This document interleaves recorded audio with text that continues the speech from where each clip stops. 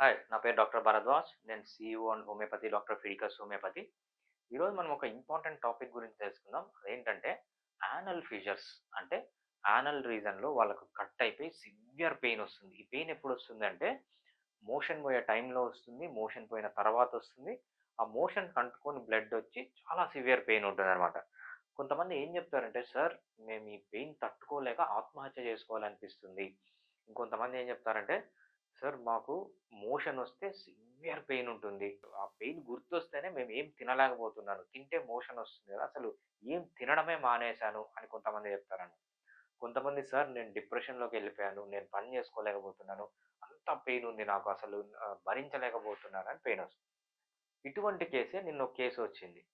పేషెంట్‌కి at least software engineer maybe ఒక 30 years ఉండొచ్చు పేషెంట్‌కి. మార్నింగ్ వచ్చారు పేషెంట్. మార్నింగ్ వచ్చారు. నేను చూసాను. చూసిన వెంటనే మెడిసిన్స్ ఇచ్చాను. పేషెంట్ ఎళ్ళిపోయారు. పేషెంట్ ఎళ్ళిపోయిన వెంటనే మళ్ళీ నాకు 2:00 అట్లా ఫోనొచ్చింది. పేషెంట్ ఏం చెప్పారంటే, ఇంటికి పోయిన వెంటనే పెయిన్ అనేది చాలా ఎక్కువైపోయింది. పెయిన్ అనేది చాలా ఎక్కువైతే ఆ పేషెంట్ ఇంక తట్టుకోలేక ఒక కార్పొరేట్ హాస్పిటల్‌కెళ్ళాడు. పెద్ద హాస్పిటల్‌కెళ్ళాడు. గ్యాస్ట్రోఎంట్రాలజీ హాస్పిటల్‌కి. వాళ్ళేమన్నారంటే, "బాబు ఇంకా తప్పదు. నువ్విప్పుడు సర్జరీ చేసుకోవాల్సిందే. పద సర్జరీ టేబుల్‌కి. నీకు సర్జరీ చేసి తీసేస్తామన్నారు." ఆ పేషెంట్ వెంటనే ఆ హాస్పిటల్ నుంచే నాకు ఫోన్ చేశాడు. "సార్ ఇలా అంటున్నారు. మీకు చెప్పకుండా నేనిక్కడికొచ్చాను" అంటే, "ఏం పర్లేదు. మీరు ఫస్ట్ రండి. నాకొక్క రోజు టైమ్ ఇవ్వండి. ఈ పెయిన్ గనక మీకు ఒక్క రోజులో తగ్గకపోతే మీరు ఎళ్లి సర్జరీ చేసుకోండి" అని చెప్పారనమాట. ఆ పేషెంట్ ఆ డాక్టర్‌ని కన్విన్స్ చేసి, ఆ డాక్టర్‌ని తిట్టుకుంటూ వచ్చాడనమాట. వస్తే నేనేం జెప్పానంటే, నేను కొన్ని మెడిసిన్స్ ఇస్తాను.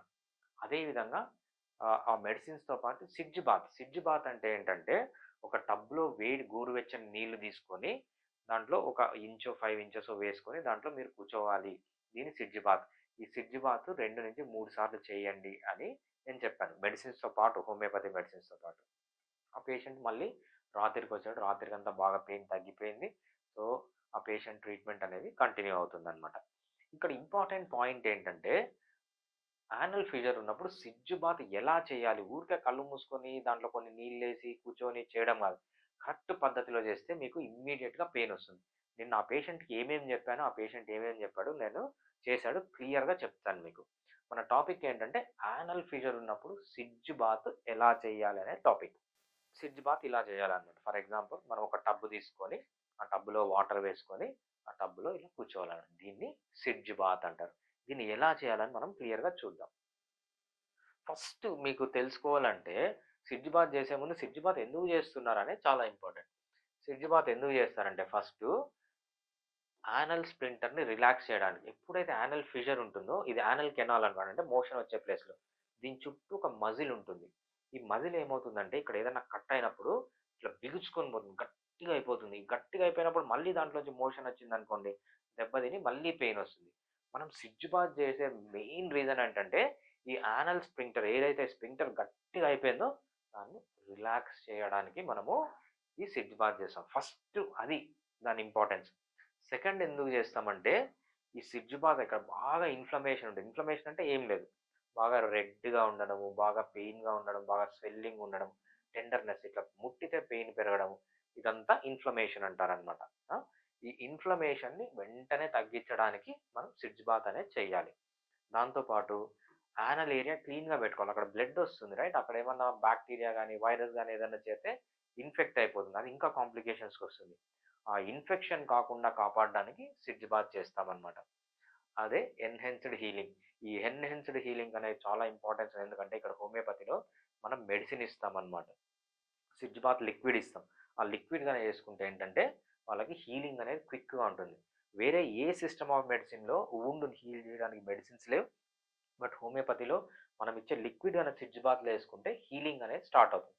అది ఎలా అనేది చూద్దాం. సో, మనకు ఈ 4 ఇంపార్టెంట్ పనుల దీనికోసం మనము సిడ్జ్ బాత్ అనేది చేయాలి. రైట్? నెక్స్ట్ సిడ్జ్ బాత్ చేసేటప్పుడు ఎలా చేయాలి? హౌ? అంటే ఫస్టు పెద్ద టబ్బు తీసుకోవాలి. చాలామంది ఏం చేస్తారంటే చిన్న టబ్బు తీసుకొని దాంట్లో ఇరుక్కొని కూర్చుంటారు. అది కాదు.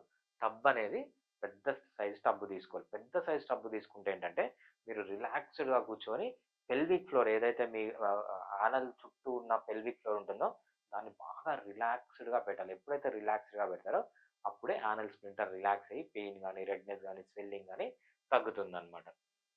ఎంత వాటర్ ఏసుకోవాలి అంటే at least 3 inches to 4 inches water ఉండాలన్నమాట. ఆ 3 ఇంచెస్, 4 ఇంచెస్ ఎత్తు వాటర్ ఉండాలి. దాంట్లోనే కూర్చోవాలి.